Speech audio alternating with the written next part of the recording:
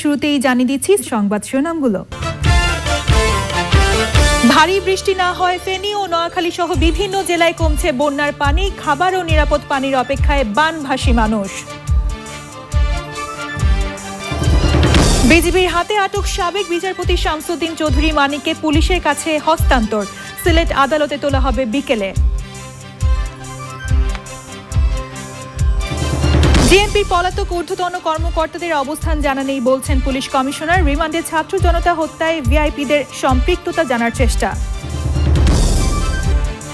মানবিক সহায়তায় কোনো পরিচয়কে প্রাধান্য না দিতে তারেক রহমানের আহ্বান, বিএনপি নেতাকর্মীদের বন্যার্তদের পাশে দাঁড়ানোর অনুরোধ।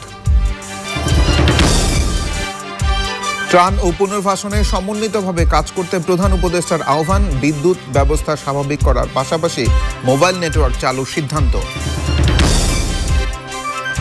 প্রধান উপদেষ্টার কাছে রাষ্ট্র সংস্কার ও নির্বাচনের রোডম্যাপ চায় বিএনপি, রাজনৈতিক দলগুলোর সঙ্গে আলোচনার আহ্বান।